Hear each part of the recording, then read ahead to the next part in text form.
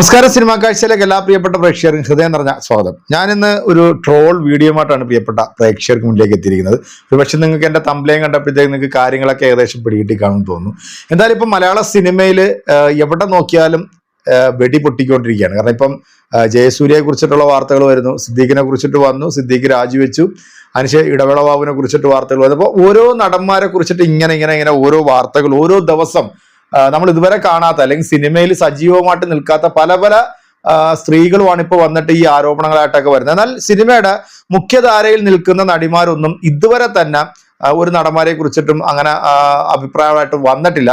സത്യത്തിൽ അവസരങ്ങൾ ലഭിക്കാത്ത ഒരുപാട് നടിമാരാണ് ഇപ്പൊ ഈ വിവാദങ്ങളുമായിട്ട് വന്നിരിക്കുന്നത്. എന്താണെങ്കിലും ഞാൻ ഇന്നൊരു വീഡിയോ കാണിക്കാം. ആ ഒരു വീഡിയോ കാണുമ്പോഴത്തേക്ക് ഇതിന്റെ അഭിപ്രായം ഞാൻ പറഞ്ഞു. കാരണം മമ്മൂക്കായും സിദ്ദീഖും ലാലേട്ടനും ഒക്കെ ഇരിക്കുന്ന ആ ഒരു വേദിയിൽ, പൊതുവേദിയിൽ, അതും ഇത്രയും ക്യാമറ കണ്ണുകളുള്ള ഒരു വേദിയിൽ ഇത്രയും ലെജൻഡ് ആയിട്ടുള്ള ആക്ടർമാർ നിൽക്കുന്നു, സ്റ്റേജിൽ ഓരോരുത്തർ പെർഫോം ചെയ്യുന്നു. ആ പെർഫോം ചെയ്യുന്ന കണ്ടിട്ട് സ്റ്റേജിന് പുറത്തിരുന്നുണ്ട് മലയാളത്തിന്റെ മഹാനടനൊക്കെ എന്നൊക്കെ നമ്മൾ വിശേഷിപ്പിക്കുന്ന ലാലേട്ടന്റെ ഭാഗത്തു നിന്ന് ഇത്തരത്തിലുള്ള ഒരു ആംഗ്യം, അത് പ്രിയപ്പെട്ട പ്രേക്ഷകരെ നിങ്ങളൊന്ന് കണ്ടു നോക്കുക. ആ വീഡിയോ ഡബ്ബിംഗ് ആർട്ടിസ്റ്റ് ആയിട്ടുള്ള ലക്ഷ്മി കുറച്ച് കാര്യങ്ങളും കൂടെ പറയുന്നുണ്ട്. നമുക്ക് എന്തായാലും ആ വീഡിയോ ഒന്ന് കണ്ടു നോക്കാം. വീഡിയോ കണ്ടതിന് ശേഷം നിങ്ങളുടെ വലിയൊരു അഭിപ്രായം കമന്റുകൾ അറിയിക്കുക. അപ്പൊ നമുക്ക് നേരെ ആ വീഡിയോയിലേക്ക് ഒന്ന് പോകാം.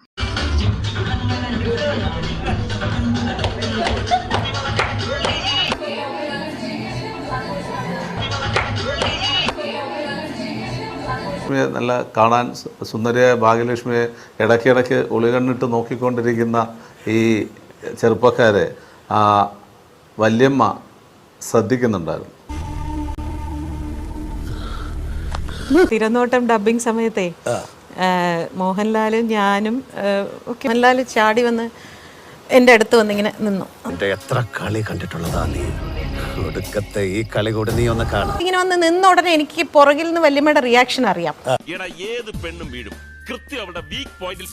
പതുക്കെ വല്യമ്മ ഇങ്ങനെ തിരിഞ്ഞു. വല്യമ്മ അമിട്ടുകൾ പൊട്ടിക്കുമ്പോ ശ്രദ്ധിക്കണം, മാറിപ്പോകരുത്. എങ്ങനെ മോഹൻലാലിനെ വല്യമ്മയ്ക്ക് തിരിച്ചറിയാൻ പറ്റി? വെറുതെ ചിരിപ്പിക്കും. ഊണ് കഴിക്കാറായപ്പോ ഞാൻ കൈ കഴുകാൻ പോയപ്പോ ലാല് വന്ന് എന്റെ അടുത്ത് കുശു ഇങ്ങനെ പറഞ്ഞിട്ടില്ലേ?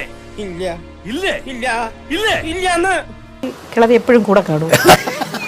ഓ, ദ്രോഹിക്കാനായിട്ട് തന്നെ വന്ന് കയറിയിരിക്കുകയാണ്. ഈ കിളവി എപ്പോഴും കൂടെ ഉണ്ടോ?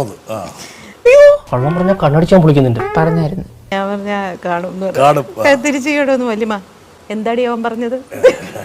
എന്താ നിങ്ങൾ അവിടെ ഒരു സ്വകാര്യം പറയുന്നത് കേട്ടല്ലോ. പക്ഷെ എന്ത് ചെയ്യാൻ സെറീന, സ്ത്രീകൾ എന്നും എന്റെ വീക്ക്നെസ്. സൂക്ഷിച്ച് കണ്ടുപോക്കുന്നത്. അയാൾ എന്താ പാലട്ട വെടിക്കാരനാ? പക്ഷെ എന്നാലും ഭാഗ്യലക്ഷ്മി ലാല് പറഞ്ഞ എന്താണെന്നുള്ളത് പറഞ്ഞില്ല. ആലോചിക്കും തോറും നാണിച്ച് തൊലി പൊളിയുന്നു. പറയാൻ കൊള്ളുവോ? പോകാൻ നേരത്ത് ലാല് നന്നായി നോക്കിയിട്ടൊക്കെ അല്ലേ പോയത്. ക്ഷമിക്കാതിരിക്കും, ഇതിലും വലുത് ഏതാണ്ട് വരായിരുന്നത് ഇങ്ങനെ തീർന്നെന്ന് കരുതിയാൽ മതി. ലാൽ അങ്ങനെയൊന്നുമില്ല. അന്ന് അങ്ങനെയൊന്നുമില്ല. എന്താ പറഞ്ഞ? എന്റെ അമ്മേ ഞാൻ ഒന്നും പറഞ്ഞില്ല. ഒന്നും പറഞ്ഞില്ല. ഒന്നും പറഞ്ഞില്ല. എല്ലാം പറഞ്ഞു. ഓക്കെ.